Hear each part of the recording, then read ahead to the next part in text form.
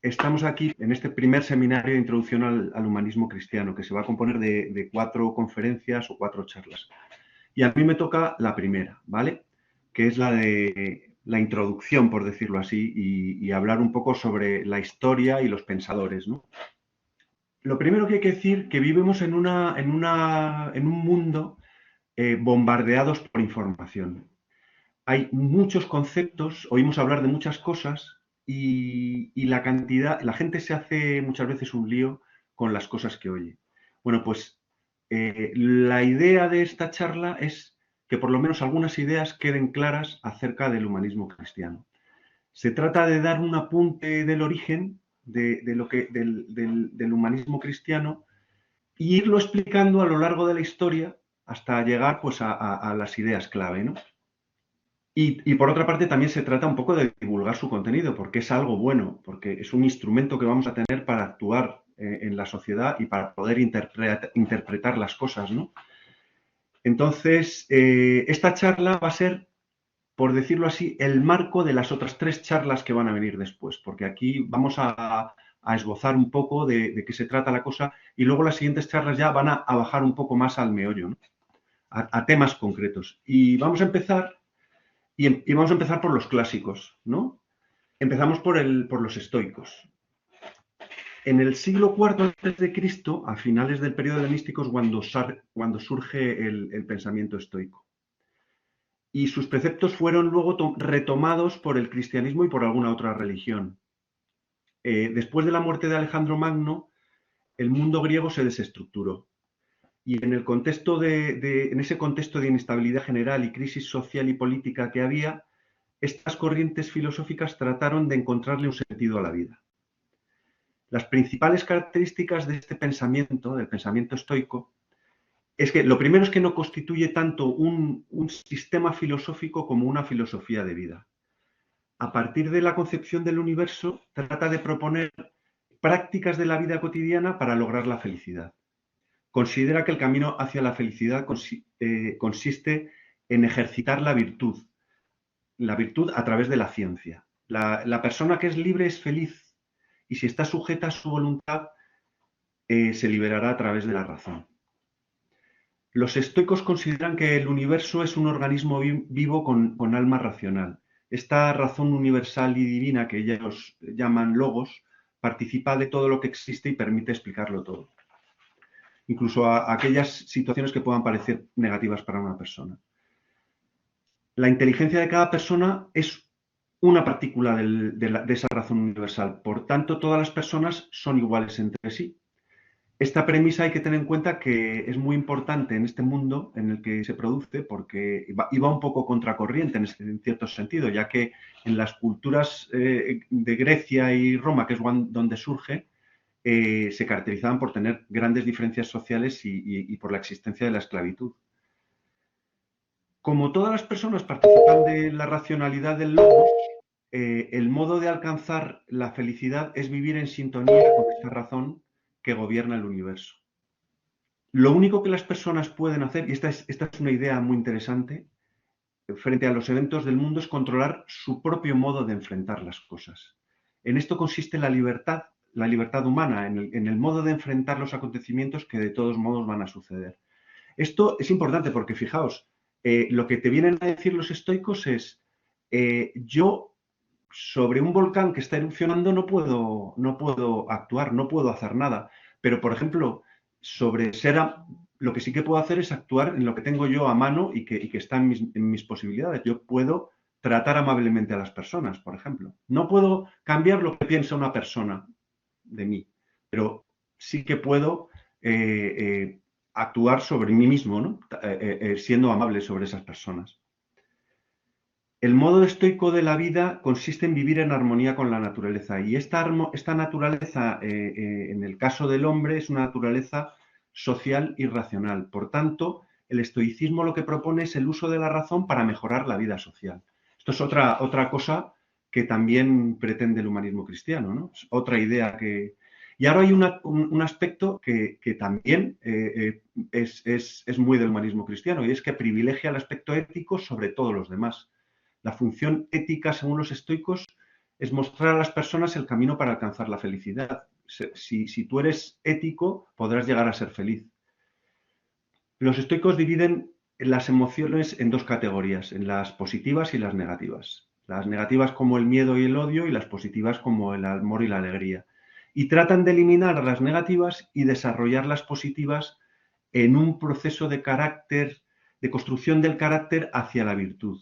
Entonces tratan de dominar las pasiones y deseos para lograr lo que llaman ellos el estado de ataraxia o imperturbabilidad. En el fondo, con este estado, lo que tratan es un estado del control de las emociones, que ese control de las emociones no perturbara la vida. Y por ello tratan, abandonan, viven una vida sin tanta ambición material y viven con austeridad. Bueno, pues estos son los principales aspectos del estoicismo que, como hemos visto, ya tienen algunas ideas que se pueden incorporar al humanismo cristiano, ¿no? Los principales estoicos son Zenón de Litio, que vivió en el 336 a.C. hasta el 264, que fue el fundador, por decirlo así, del estoicismo, y fue un rico comerciante de la ciudad de Citio, en Chipre, que perdió todo su patrimonio en un naufragio y a partir de ese momento pues decidió dedicarse a la filosofía. Se fue a Atenas a estudiar con varios maestros hasta que fundó su propia escuela filosófica estoica. Epícteto también, que ya es de después de Cristo y es un filósofo romano que fue esclavo gran parte de su vida y que en el año 93 fundó una escuela en Nicópolis, que también alcanzó bastante fama. Luego, Lucio Anneo Séneca, que es muy conocido, es un filósofo y político romano, que también tuvo una obra bastante importante y que además era español, era hispano, era de Córdoba. Y por último, Mario Aurelio Antonino, que fue emperador romano, seguidor de esta filosofía, de la filosofía estoica, y en su libro Meditaciones realizó una serie de reflexiones acerca del gobierno desde una posición estoica. Luego, después de los estoicos, ya nos metemos con pensadores cristianos. Hay que decir, sobre todo, que las ideas que subyacen de los evangelios están en general en la base del humanismo cristiano. Por ejemplo, la importancia del amor o del reino de Dios, ¿no? Son dos cosas que tienen un peso importante en el humanismo cristiano. Y habría que empezar por los padres de la, pero yo me voy a centrar en San Agustín porque si no, no me da tiempo tampoco a contar todo lo que quiero. San Agustín enfatizó la importancia de la fe en la búsqueda de la verdad y la salvación. Creía que la razón y la fe eran compatibles, pero sostenía que la fe debía guiar la razón. Resalta la conexión personal y emocional con la fe, ¿no? Es muy conocido el libro suyo Confesiones, que es una obra autobiográfica donde reflexiona sobre su vida y sus pecados pasados y su conversión al cristianismo. Es un libro bastante recomendable. Este trabajo influyó en la literatura espiritual y también en la autobiográfica, bastante. Luego tiene otro libro que es La ciudad de Dios, en el que abordó la relación entre la Iglesia y el Estado y defendió la existencia de dos ciudades, la terrenal, que está sujeta a la corrupción y al pecado, y la ciudad de Dios formada por los creyentes y destinada a la vida eterna. También reflexionó sobre la naturaleza del tiempo y la eternidad, argumentando que Dios existe fuera del tiempo y que la creación es una expresión temporal de la realidad divina, ¿no? Luego también en su búsqueda de la verdad exploró la naturaleza del conocimiento y la importancia de la iluminación divina en la comprensión de la verdad. Sin esa iluminación habría cosas que no podríamos llegar a comprender. Luego también hay otra cosa que es, y esto también conecta mucho con el humanismo cristiano, que es una idea que luego veremos más adelante, es que defendió la existencia del libre albedrío, pero también reconocía la existencia de la gracia divina para que el ser humano eligiera el bien y se alejara del mal. Y luego, por último, también enfatizó mucho la importancia del amor y la caridad como fundamentos de la vida cristiana. Destaca la compasión y el servicio hacia los demás como expresiones fundamentales de la fe. Bueno, pues después de San Agustín nos vamos a Santo Tomás, que Santo Tomás ha tenido mucha importancia y ya veremos que en otros pensadores han partido de Santo Tomás, ¿no? Santo Tomás buscó integrar la filosofía clásica y especialmente el pensamiento de Aristóteles con la teología cristiana. Su sistema filosófico-teológico, que se conoce como tomismo, buscó armonizar la razón y la fe. Aunque defendió la autonomía de la razón, también afirmó que la fe y la revelación divina pueden proporcionar conocimientos que la razón por sí sola no pueden alcanzar. Consideraba que la fe y la razón eran complementarias, no antagónicas. Y por otra parte también defendió la existencia de una teología natural, argumentando que la razón humana puede llegar a conocer algunas verdades sobre Dios y la moral a través de la reflexión filosófica independientemente de la revelación divina. También otra cosa que hizo fue proponer argumentos cosmológicos para demostrar la existencia de Dios, basándose en la necesidad de una causa primera no causada que sea la aplicación de la explicación de la última de la existencia del universo, ¿no? Y una idea muy importante es que desarrolló una ética basada en la ley natural. Esto es muy importante porque también va a ser algo que va a influir mucho, sosteniendo que hay principios éticos fundamentales arraigados en la naturaleza humana y que estos principios son accesibles a través de la razón. Desarrolló una ética basada en la virtud y la razón. Y por último, también abordó la naturaleza del conocimiento, defendiendo la idea de que el conocimiento comienza en la experiencia sensorial y se perfecciona por la razón. Bueno, pues después de Santo Tomás nos vamos a la Escuela de Salamanca. La Escuela de Salamanca, que es una escuela de teólogos y juristas que trataron de reconciliar la doctrina tomista, Santo Tomás, del que venimos ahora, con el nuevo orden económico y social. Los temas de estudio se centraron principalmente en el hombre y sus problemas prácticos, morales, jurídicos, económicos, aunque no se trata ni mucho menos de una doctrina única aceptada por todos, porque, como lo prueban, los desacuerdos y las agrias discusiones o polémicas que tuvieron entre ellos, lo cual dice bastante de la vitalidad intelectual de esa escuela, ¿no? Si las ciudades-estado italianas iniciaron el Renacimiento en el siglo XV, España y Portugal investigaron el Nuevo Mundo en el XVI y emergieron como centros de comercio y empresariales, ¿no? Intelectualmente, las universidades españolas engendraron una recuperación del gran proyecto escolástico, es lo que se vino a llamar segundo escolasticismo. Esta corriente partía de las tradiciones grecorromana y cristiana para investigar y expandir las ciencias, incluyendo la economía, sobre la base firme de la lógica y la ley natural. La ley natural es muy importante en esta escuela. Como la ley natural y la razón son ideas universales, el proyecto escolástico era una búsqueda de las leyes universales que gobiernan la manera en que funciona el mundo. Y aunque la economía no se consideraba una ciencia independiente, estos investigadores se dirigían hacia el razonamiento económico como una forma de explicar el mundo que les rodeaba. Buscaban regularidades en el orden social y producían patrones católicos de justicia para actuar sobre él. Los integrantes de la Escuela de Salamanca renovaron la teología, sentaron las bases del derecho de gentes moderno y del derecho internacional y de la ciencia económica moderna. Matemáticos de esta escuela estudiaron la reforma del calendario por encargo de Gregorio XIII y propusieron la solución que se implantó posteriormente conocida como calendario gregoriano. Bueno, y los principales integrantes de esta escuela pues fueron Francisco de Vitoria, Domingo de Soto, Martín de Azpilicueta, Tomás de Mercado, Juan de Mariana, Francisco Suárez, y yo voy a hablar un poquito, pero muy poquito, brevemente de algunos de ellos, ¿no? Por ejemplo, Francisco de Vitoria fue el inspirador de esta escuela de Salamanca y teorizó sobre la economía desde un punto de vista moral. En sus clases trataba los temas de mayor actualidad y en ellas participaban tanto estudiantes como profesores.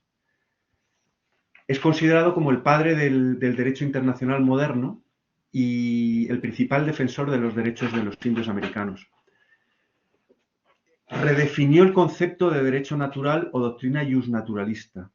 Y estas ideas justnaturalistas, o sea, del derecho natural, se llevaron a la práctica en América, donde reconocieron los derechos de los indígenas, como el derecho a la propiedad de sus tierras o la prohibición en el uso de la fuerza como medio para ser convertidos al cristianismo. La justicia era entendida como una ley natural para el individuo que vive en sociedad. Bueno, los tres pensadores que vienen luego ahí, más abajo, son pensadores económicos. Y hay que decir que Joseph Schumpeter, que es un economista alemán, en el año 1954, en su libro Historia del análisis económico, reconoció el alto grado de conocimiento en la ciencia económica que había alcanzado la Escuela de Salamanca. Por ejemplo, Tomás de Mercado estudió el fundamento de los intereses y condenó la usura y también los monopolios. Martín de Azpilicueta fue el pionero en el análisis de los efectos que producía la masiva llegada de los metales preciosos americanos. La conclusión es que generaba inflación. Y desarrolló, o por lo menos es el primer dato que hay registrado de la teoría cuantitativa del dinero, es decir, el primero que llegó a formularla de alguna manera. Y esta teoría cuantitativa del dinero, en su versión clásica, en esta versión, lo que establece es una relación directa entre la cantidad de dinero existente en la economía y el comportamiento de los precios. Bueno, quien haya estudiado economía, que yo he estudiado economía, sabe, o sea, ha tenido que estudiar. Luego, Luis de Molina también habló del tema de la propiedad privada, porque para él tenía, o sea, el hecho de que los bienes tuvieran un dueño hacía que estuvieran mejor administrados frente a los bienes que eran de propiedad comunal, ¿no? Y bueno, ahora quiero pararme en una idea que ha ido surgiendo ya desde atrás y en la Escuela de Salamanca ha tenido mucha importancia, que es en el derecho natural. El derecho natural se refiere a los principios universales y trascendentales que se consideran inherentes al ser humano y a la naturaleza. Según el derecho natural, algunas normas jurídicas no dependen del Estado o de cualquier otra autoridad humana, sino que son anteriores y superiores a ella. Hay que decir que en la sociedad actual se ha instalado el pensamiento de que no existen unas normas morales que debieran regir siempre y que sean inmutables, en el sentido de que no varían en función de la forma de pensar de cada cual o de sus propias circunstancias, ¿no? La no consideración de esta prevalencia del derecho natural nos lleva a una cosa que se llama relativismo moral. Con lo cual, con este relativismo moral, vamos, se puede llegar a pensar que, bueno, con lo que piense la mayoría, por ejemplo, pues si lo que piensa la mayoría está bien, pues eso está bien. Si hiciéramos eso, si todos nos pusiéramos de acuerdo en que matar está mal, pero nosotros dijéramos, no, está bien, y la gran mayoría dijera que está bien, y eso se aprobara por ley, pues nada, sería moral matar, según eso, ¿no? Entonces, es un contrasentido, no tiene ni pies ni cabeza. O sea, que hay principios morales que son inmutables. Y si no, pues se cae en eso, en el relativismo moral, y lo cual genera una confusión en el mundo y puede llegar a generar el mal. Porque si se producen actos inmorales, al final la consecuencia va a ser el mal. Los defensores del derecho natural creen que hay ciertos derechos fundamentales que deben de ser protegidos por encima de cualquier ley estatal. Por ejemplo, el derecho a la vida, la libertad, la propiedad, la igualdad, la justicia, son algunos de los derechos que se consideran fundamentales inherentes al ser humano y a la naturaleza, y que tienen que ser respetados por cualquier sistema jurídico. Frente a este derecho natural está el derecho positivo, que son justamente las normas y las leyes que establece la autoridad, normalmente estatal, pero vamos, puede ser de otro tipo, más local, ¿no? Este derecho positivo se basa en la voluntad y la decisión de las autoridades estatales. Cuando chocan con este derecho natural, puede que a lo mejor una ley no sea moral, porque si no está cumpliendo alguno de estos derechos o sea, de estos derechos fundamentales o alguno de los principios del derecho natural, pues podría no ser moral esta ley. Bueno, no sería moral, claramente. Bueno, pues de aquí ya pasamos a la doctrina social de la Iglesia. La doctrina social de la Iglesia es un cuerpo de enseñanzas y principios éticos desarrollados por la Iglesia Católica para abordar las cuestiones sociales, económicas y políticas, pero desde la perspectiva de la fe cristiana. Estas enseñanzas buscan proporcionar una orientación moral y ética en la vida social y económica, ofreciendo principios que promuevan la justicia, la solidaridad y la dignidad humana. Hay que decir que de la dignidad de la persona humana, que está compuesta por alma y cuerpo, nace toda esta doctrina, de la que hay que decir que hay un compendio que se publicó en el año 2004 y en el que viene toda esta enseñanza. La expresión doctrina social se remonta a Pío XI y designa todo el corpus doctrinal relativo a temas de relevancia social que a partir de la encíclica Rerum Novarum se han desarrollado en la Iglesia a través del magisterio de los papas y de los obispos en comunión con ellos, ¿no? Entonces, todo parte de la encíclica Rerum Novarum. En ella, León XIII enumera los... No voy a entretenerme demasiado en las encíclicas, pero sí que voy a ir contando algunas cosas de ellas, ¿no? León XIII enumera los errores que provoca el mal social y expone la doctrina social sobre el trabajo, sobre el principio de colaboración contrapuesto a la lucha de clases como medio fundamental para el cambio social, que era lo que proponía el marxismo, sobre el derecho de los débiles, sobre la dignidad de los pobres y también sobre las obligaciones de los ricos. Posteriormente hubo más encíclicas y Pío XI, por ejemplo, en 40º año, que la hizo para conmemorar los 40 años de Rerum Novarum, hay un tema en esta encíclica que predomina y que es muy importante porque está hecha en el año 1929 y en ella dejó oír su voz contra los regímenes totalitarios que se afianzaron en Europa durante su pontificado. Después vino Juan XXIII, que tiene dos encíclicas, Mater et Magistra y Pacem in Terris, que en Mater et Magistra lo que nos viene a decir es que la Iglesia está llamada a colaborar con todos los hombres en la verdad, en la justicia y el amor para construir una auténtica comunión. Y en Pacem in Terris a Juan XXIII le tocó vivir la época de la Guerra Fría y de la proliferación nuclear y entonces era un imperativo que hablara de la paz, porque la verdad es que hubo varios momentos de la historia en la que estuvo peligrando bastante la vida del mundo, porque ya hablábamos de unos niveles con el tema de las armas nucleares que lo hacía realmente peligroso, ¿no? Después de Juan XXIII vino Pablo VI, que ahí menciono la Constitución Pastoral, no es una encíclica, Gaudium et Spes del Concilio Vaticano II, pero ya estaba Pablo VI cuando se publicó y en ella estudia temas de relevancia social, temas de la cultura, la vida económico-social, el matrimonio, la familia, la paz, la comunidad política y la comunidad de los pueblos a la luz de la visión antropológica cristiana. Después, en Populorum Progressio, Pablo VI profundiza un poco más en esas ideas, en las ideas de Gaudium et Spes, ¿no? Y en Octogésima Adveniens retoma el espíritu de Rerum Novarum y reflexiona otra vez sobre la sociedad postindustrial con todos sus complejos problemas, ¿no? Poniendo de relieve la insuficiencia de las ideologías para responder a todos estos desafíos. Hablan muchos de estos desafíos, la urbanización, la condición juvenil, la situación de la mujer, la inmigración, las discriminaciones, el desempleo, el crecimiento, el incremento demográfico, el influjo de los medios de comunicación, el medio ambiente también. Y después viene Juan Pablo II, que en Labores Exercens lo dedica al trabajo como bien fundamental para la persona y factor primario de la actividad industrial, ¿no? Y social. Y en ella elabora una espiritualidad y una ética del trabajo. Después, en Solicitud de Reyes Sociales, que se hace a los 20 años de Populorum Progressio, vuelve a tratar el tema del desarrollo. Y en Centesimus Annus, que es a los 100 años de Rerum Novarum, Juan Pablo II muestra la continuidad doctrinal de 100 años de magisterio social de la Iglesia, retomando uno de los principios básicos de la concepción cristiana de la organización social y política que había sido el tema central de esa encíclica.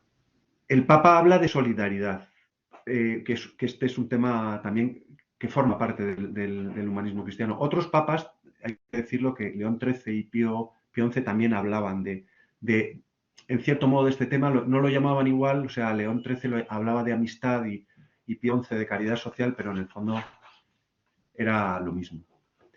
Benedicto XVI tiene 3 encíclicas, Deus Caritas Est, Spe Salvi y Caritas in Veritate. La única que tiene más contenido social es Caritas in Veritate, que trata sobre destaca la caridad, sobre todo, como la vía maestra de la doctrina social de la Iglesia, y toca temas tan variados como la pobreza, las desigualdades, la paz, las guerras, la crisis económica, las fuentes de energía, la globalización. Y por último, Francisco tiene 2 encíclicas. Una es Laudato Si, en la que hace una llamada de atención mundial para ayudar a la humanidad a comprender la destrucción que se está causando en el medio ambiente y a sus semejantes. El hombre está causando al medio ambiente y a sus semejantes y tratar de cuidar esta casa común, ¿no? Y por último, en Fratelli Tutti, trata sobre la fraternidad y la amistad social. Es una encíclica que está basada o inspirada en San Francisco de Asís. De aquí ya pasamos al personalismo. El personalismo es una filosofía que nace en Europa en la primera mitad del siglo XX y se caracteriza por colocar a la persona dentro de su reflexión y de su estructura conceptual. Se consolidó en Francia en los años 30 y posteriormente se extendió por toda Europa. Aquí nos vamos a centrar en 2 pensadores que son Jacques Maritain y en Emmanuel Mounier, que Jacques Maritain está casado con Raisa Maritain, proviene de una familia protestante y republicana, y ella es de familia judía. Y por influencia de Léon Bloy, que es escritor y cristiano, se produce un cambio en ellos dos que los lleva a la conversión al catolicismo. Como consecuencia de su conversión, comienza a estudiar la Suma Teológica y descubre el tomismo y lo ve como un rayo de luz. Hay que decir que para Maritain es necesaria la toma de conciencia de que el nivel cristiano de una sociedad depende esencialmente de la actitud y calidad personal de los cristianos y no de la existencia de una estructura institucional, aunque sea muy importante la existencia de esta estructura. Pero lo que viene a decir es que los que nos tenemos que poner las pilas somos los cristianos, los que tenemos que dar ejemplo, ¿no? Por decirlo así. No es la persona la que está al servicio de la sociedad, sino la sociedad al servicio de la persona. Ahora bien, esta persona no es una entidad egoísta, sino que actúa en su propio beneficio, como harían los individualismos, el individualismo. Sabe que es un ser social, la persona sabe que es un ser social y que por tanto se debe a la comunidad. Maritain plantea un humanismo integral. Para él hay que superar el humanismo antropocéntrico, donde el hombre es el centro del mismo hombre, que tiene un concepto del hombre también y de la libertad que en muchas ocasiones ha dado origen al ateísmo. Y lo quiere cambiar por un humanismo donde Dios es el centro del hombre, reconociendo que el hombre es redimido por Dios y donde están los principios de la gracia y la libertad. Por otra parte, Emmanuel Mounier, que es de origen humilde y cristiano, y le influye mucho el pensamiento de Maritain. Las palabras clave del pensamiento de Emmanuel Mounier son personalismo comunitario. La primacía fundamental es de la persona, pero además es una realidad espiritual y que está en relación con otros. Mounier critica el liberalismo que está fundamentado en el individualismo frente al personalismo comunitario. Bueno, en resumen, las ideas clave del personalismo son, el personalismo sostiene que la persona es el valor supremo y debe ser el centro de cualquier sistema ético, político y social, y se opone a visiones que reducen a las personas a meros objetos o números. La corriente personalista también destaca la dignidad intrínseca de cada persona. Este es un punto muy importante también, si os fijáis en la doctrina social de la Iglesia, ¿no? La corriente personalista destaca la dignidad intrínseca de cada persona y defiende la importancia de la libertad individual. Se preocupa por la protección de los derechos humanos y la promoción de las condiciones que permitan a cada persona poder desarrollar su potencial. Aunque destaca la importancia de la persona individual, el personalismo no descarta la relevancia de la comunidad. Busca la construcción de sociedades justas y solidarias donde las relaciones entre las personas se basen en el respeto mutuo y la colaboración. También a menudo los personalistas han abogado por un compromiso activo en la sociedad y en la política para promover la justicia social y los valores éticos. Buscan influir en las estructuras sociales para que respeten y promuevan la dignidad de la persona. Y por último, a pesar de su énfasis en la libertad individual, el personalismo critica el individualismo excesivo o el individualismo excesivo que ignora las responsabilidades y obligaciones hacia los demás. Se busca un equilibrio entre la promoción de la libertad personal y la construcción de una comunidad solidaria. Entonces, vamos a recapitular un poco. Hemos hablado de derecho natural, de persona. Bueno, la idea del derecho natural, el humanismo cristiano le da una importancia tremenda al derecho natural y es como consecuencia de que la persona humana es imagen de Dios. Ve en el hombre, en cada hombre, la imagen de Dios. Bueno, un ejemplo de esta primera ley natural podría ser el decálogo, ¿no? De esta primera ley natural, no, de este derecho natural, ¿no? El decálogo es un ejemplo de ley natural. Y el hombre comprendido en su realidad histórica concreta representa el corazón y el alma del humanismo cristiano.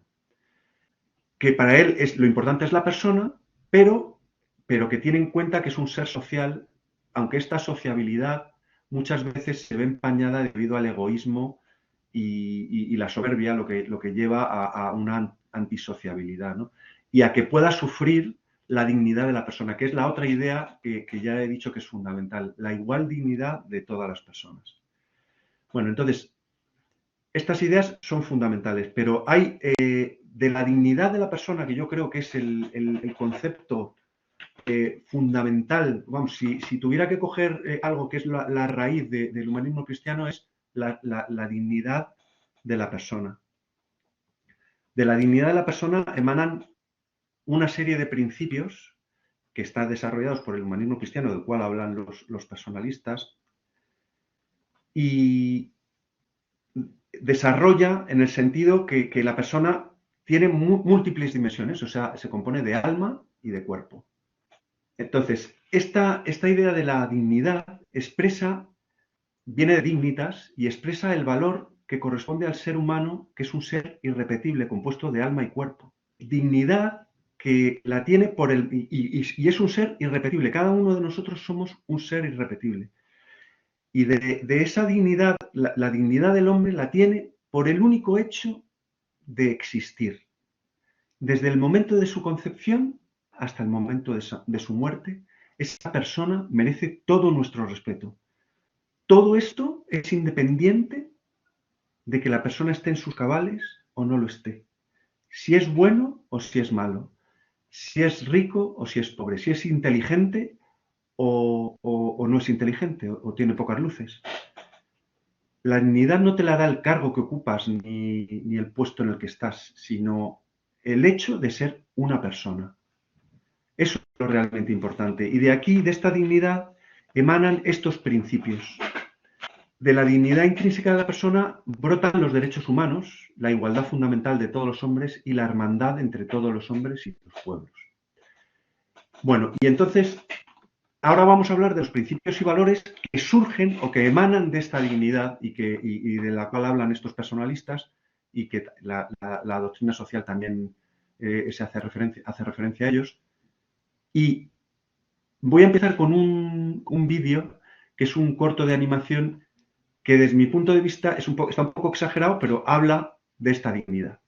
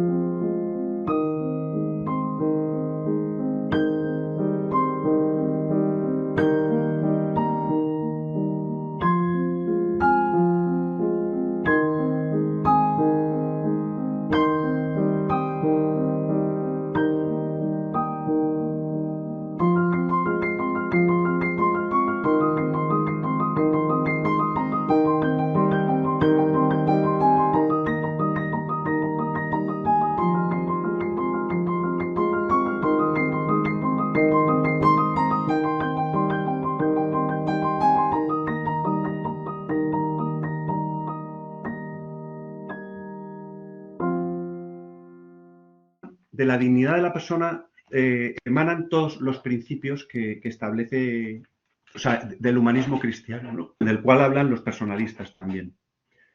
Y estos principios hay que considerar a la persona humana en sus múltiples dimensiones, en su carácter de unidad de alma y su apertura a la trascendencia y su dignidad trascendente. Bueno, pues de esta dignidad surgen todos estos principios que voy a ir contando uno por uno.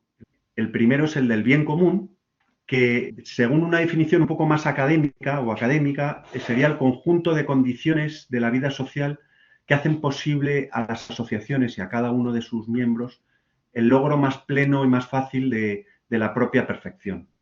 Pero bueno, yo creo que el término realmente es autoexplicativo, o sea, es bien común, es decir, el bien de todos que conseguimos entre todos. O sea, siendo de todos y cada uno, es y permanece común porque es indivisible y porque solo juntos es posible alcanzarlo, acrecentarlo y custodiarlo. Una sociedad que en todos sus niveles quiere positivamente estar al servicio del ser humano es aquella que se propone como meta prioritaria el bien común. Hay que decir que este principio tiene un efecto limitante sobre los otros, es decir, que les pone límites a algunos de los otros principios. Por ejemplo, el destino universal de los bienes lo que dice es que todos los bienes están destinados a todos los hombres. Se reconoce la importancia de la propiedad privada, pero no es un derecho absoluto. Siempre va a primar el bien común. Entonces, se reconoce que la propiedad privada tiene una función social, en clara referencia a las exigencias imprescindibles de este bien común. De ahí deriva el deber por parte de los propietarios de no tener inoperantes los bienes poseídos y de destinarlos a la actividad productiva, confiándolos incluso a aquellos que tienen el deseo y la capacidad de hacerlos producir. Porque si no fuera así, lo que ocurriría es que la dignidad humana podría sufrir si esto no fuera así. Luego, el principio de subsidiariedad, viene el principio de subsidiariedad que expresa la idea básica de servicio esencial en el ámbito de la sociedad, que trata de, o el deber de ayudar al ciudadano a tratar de conseguir sus metas, sus objetivos, ¿no? De igual manera que el Estado no puede erigirse en representante único de la sociedad y realizar por sí funciones de grupos inferiores que pueden cumplir grupos inferiores, tampoco estos mismos grupos pueden invadir el área de autonomía de otros grupos menores, así hasta llegar a la libre iniciativa del propio individuo, ¿no? A la persona, ¿no? Según este principio, las sociedades de orden superior deben ponerse en actitud de ayuda o de apoyo respecto a las menores. Después viene la participación, que es una consecuencia característica de la subsidiariedad. La participación expresa una serie de actividades mediante las cuales el ciudadano, como individuo o asociado, o directamente o por medio de sus representantes, contribuye a la vida cultural, económica, política y social de la comunidad civil a la que pertenece. La participación debe de ser, es un deber que todos los ciudadanos han de cumplir conscientemente y en modo responsable con vistas siempre al bien común, que es el principio fundamental de todos. La participación en la vida comunitaria no solamente debería de ser una de las mayores aspiraciones del ciudadano, llamado a cumplir su función cívica, ¿no? Sino también es uno de los pilares de los ordenamientos democráticos, además de una de las mejores garantías de que permanezcan esa democracia. Y por último está el principio de la solidaridad. El principio de la solidaridad, yo cuando pienso en este principio, me viene a la cabeza la palabra o el concepto de empatía, es decir, ponerte en la piel del otro. La solidaridad es un concepto moral referido a la capacidad o actitud de los individuos de una sociedad para ayudarse y apoyarse unos a otros en aspectos puntuales de su vida. Y su fundamento se halla en la dignidad de la persona, la dignidad de todos y cada uno de los seres humanos y los pueblos y en su carácter social, porque esta solidaridad no solo es de un hombre contra otro, de un hombre con otro, ¿no? Sino también entre los pueblos. hay que decir que existen vínculos estrechos entre solidaridad y bien común, solidaridad y destino universal de los bienes, solidaridad e igualdad de los hombres y los pueblos y solidaridad y paz en el mundo. Bueno, pues de estos principios del humanismo, estos principios se fundamentan a su vez en una serie de valores que emanan directamente de la estructura individual y social de la persona. Este cambio, el cambio que pretende el humanismo cristiano no se podría realizar sin la existencia sí que el reconocimiento y práctica generalizada de estos valores, ¿no? Estos valores son la verdad, la libertad, la justicia, la verdad, la libertad y la justicia. Yo he añadido ahí otra cosa, pero luego diré por qué.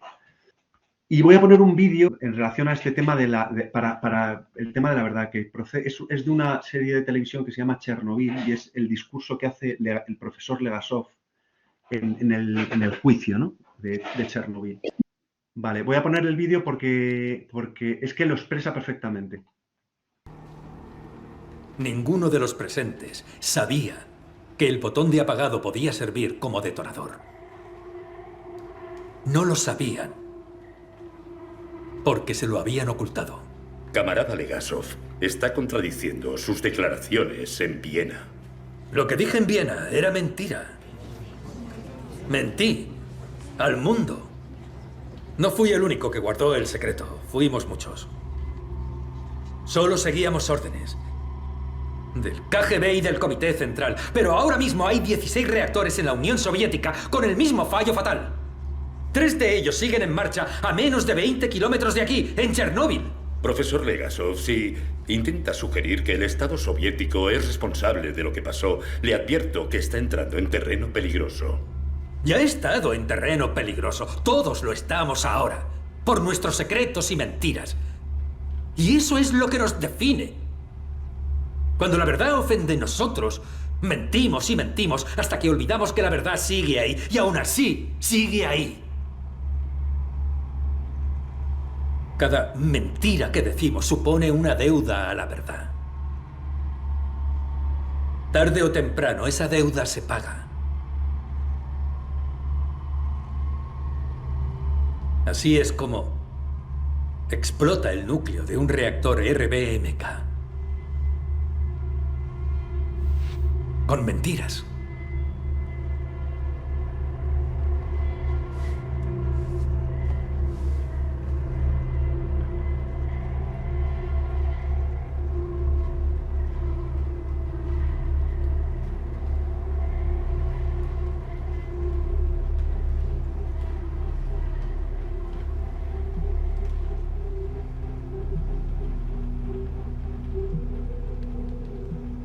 Bueno, yo creo que se puede decir más alto, pero no más claro. Y voy a repetirlo porque es que creo que define perfectamente el tema.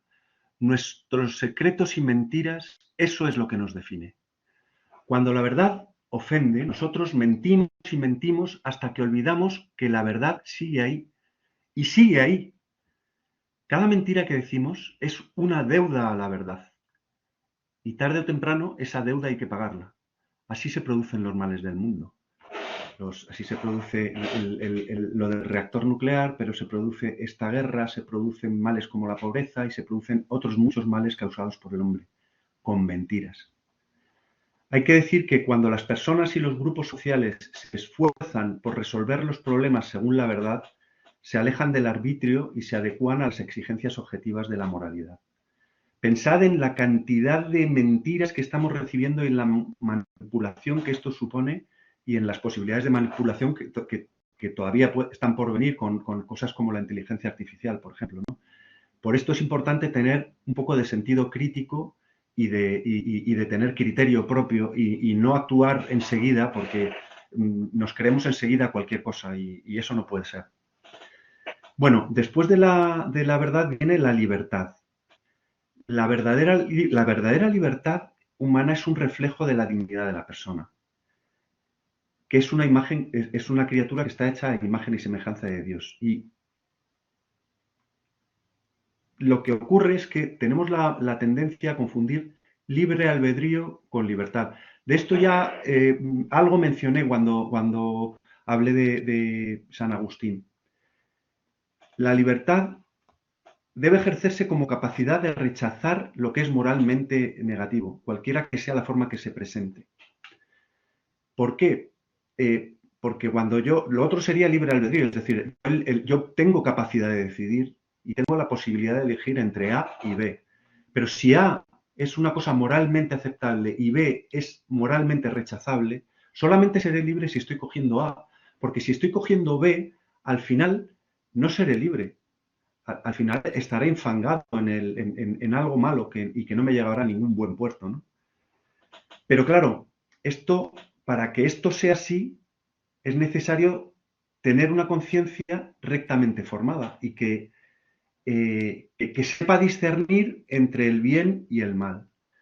¿Qué ocurre? Que hoy en día, con el tema del relativismo social y tal, al final lo que puede llegar a ocurrir es que tengas una conciencia deformada y al final te creas que estás haciendo algo que es bueno cuando realmente estás haciendo algo que es malo. Por eso es importante tener lo de la conciencia.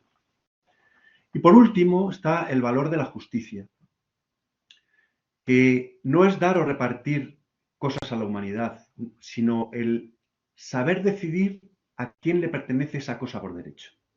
La justicia es ética, es equidad y es honestidad. No estamos hablando solo de bienes materiales, también de derechos y de posibilidades, ¿no? Bueno, la justicia es dar a Dios y al prójimo lo que les es debido a cada uno. Y hay que tener en cuenta que es particularmente importante actualmente la justicia en este contexto en el que el valor de la persona y su dignidad y sus derechos se ve amenazada por criterios de utilidad y de tener, ¿no? La justicia no es una simple convención humana, porque lo que es justo no está determinado por la ley, sino por la identidad profunda del ser humano. Y bueno, yo he añadido ahí la caridad porque los valores de verdad, de justicia y de verdad, en el fondo se desarrollan de la fuente interior de la caridad. O sea, si hay algo que resume el espíritu cristiano y el humanismo cristiano lleva ese apellido cristiano, eso es el amor, en el sentido de que el amor nos va a hacer más justos y más libres dentro de la verdad. Tampoco puedo dejar de hablar de los derechos humanos. El movimiento de la identificación y proclamación de los derechos del hombre es uno de los esfuerzos más relevantes para responder eficazmente a las exigencias imprescindibles de la dignidad humana, ¿no? Y en la Declaración de los Derechos Humanos, de los Derechos del Hombre de 1958, me parece que fue, ha tenido mucho que ver el humanismo cristiano, porque Jacques Maritain fue uno de los redactores de esa Carta de los Derechos del Hombre.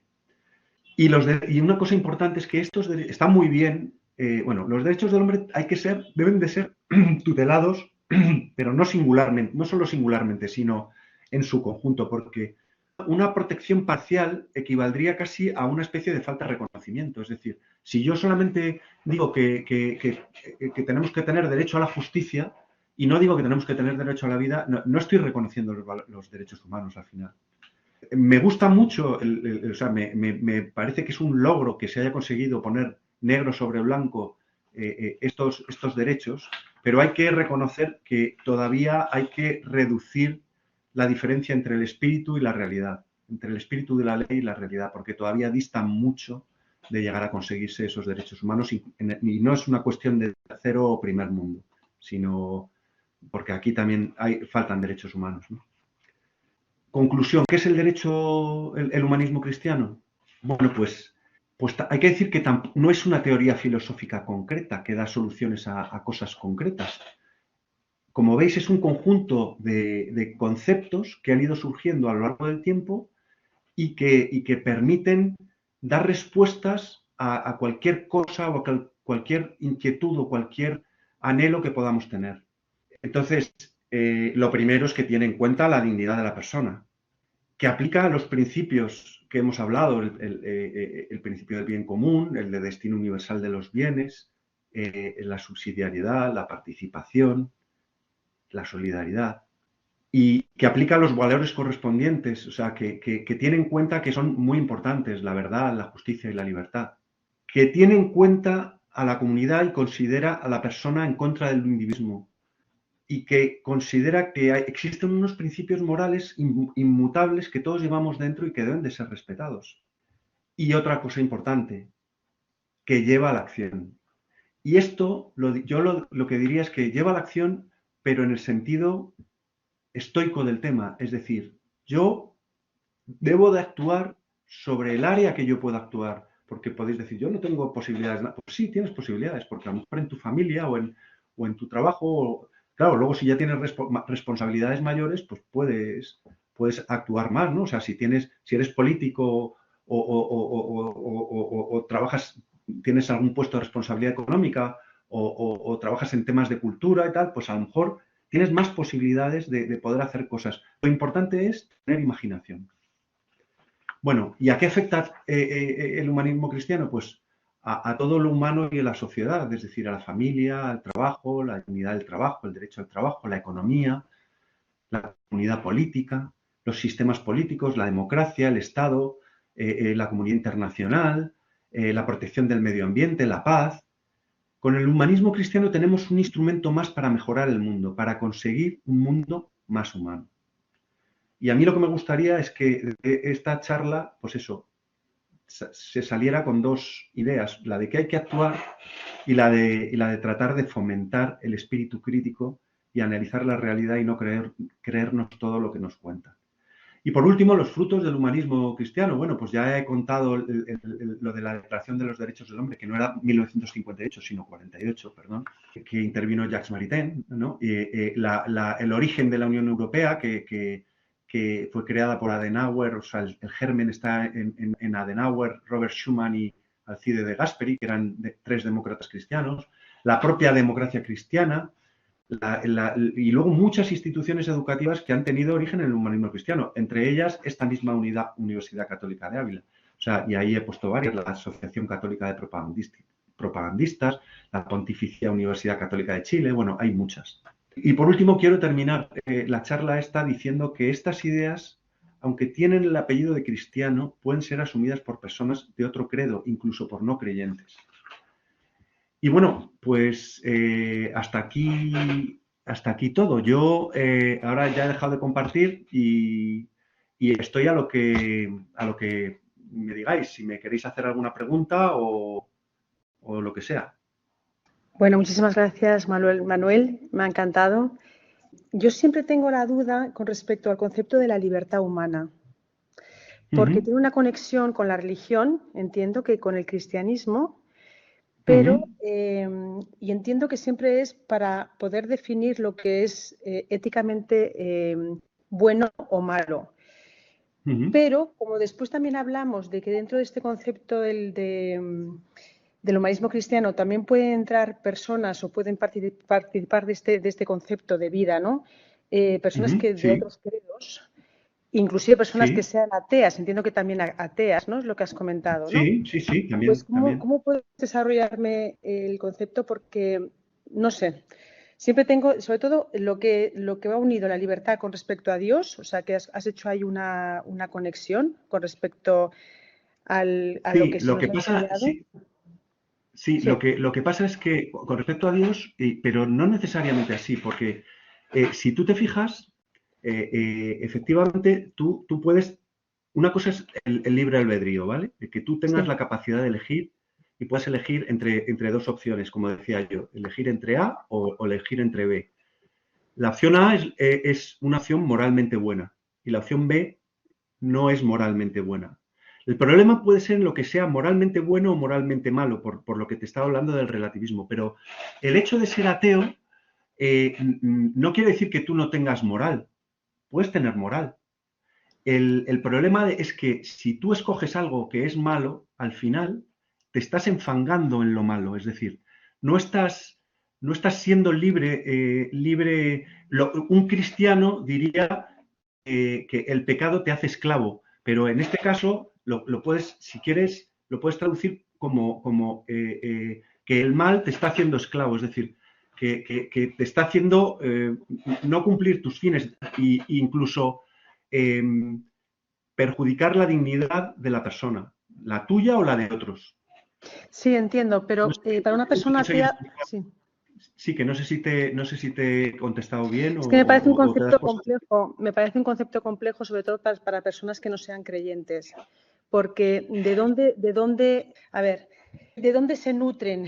¿Sabes? Si realmente no tienen esa proyección, que sí la pueden tener espiritual, claro, igual tiene que ir por esa línea, ¿no? De que todos creemos No, que y al que la final tenemos una libertad, parte espiritual. la libertad se basa en la verdad, ¿sabes? Ujú, No necesita referencia a Dios también, ¿sabes? ya, bueno, Es yo sigo lo teniendo, que he puesto en el sí, vídeo, lo que he puesto en el sí, vídeo te lo refleja muy claramente. de acuerdo, vale, El libro de juicio, sí. de acuerdo, vale, muchísimas gracias. Nada. Bueno, muchísimas gracias. Me ha ayudado mucho la charla, la verdad.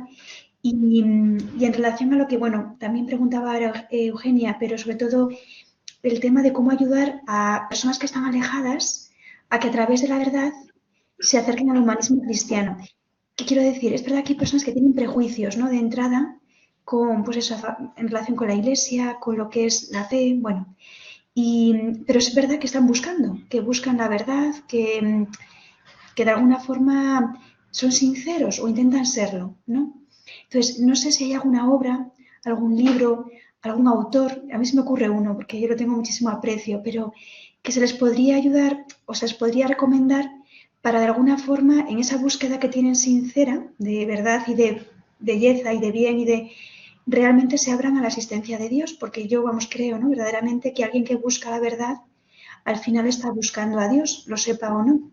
Entonces, bueno, es una pregunta un poco abstracta, Manuel, pero no sé, por concretar, no sé si hay alguna obra, algún libro, algún autor que nos pudieras recomendar que crees que pueda ayudar a abrirse a la trascendencia. Ahora mismo no se me ocurre ninguno, sinceramente.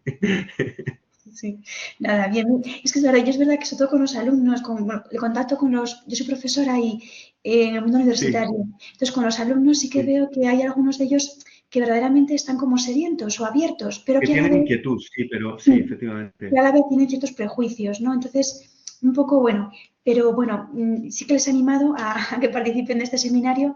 Algunos tienen clase por la tarde y demás, pero bueno, yo la verdad que Manuel me ha ayudado mucho, ¿eh? Sobre todo como que me ha revitalizado en la belleza de lo que es el humanismo cristiano y cómo efectivamente tenemos que proponerlo.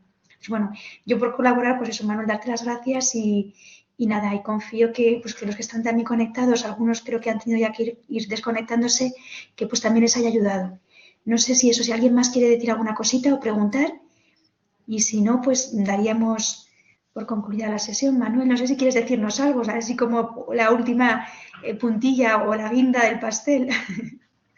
No, simplemente que me parece muy importante lo último que he dicho, lo de pasar a la acción. Es decir, que todas estas ideas son muy bonitas, pero si al final se quedan solamente en ideas, pues no se haría nada, ¿no? Y yo creo que una de las tareas de estos seminarios, la verdad es que luego en las próximas charlas se va a ir bajando un poco más a detalle, aterrizando un poco más en la realidad, ¿no?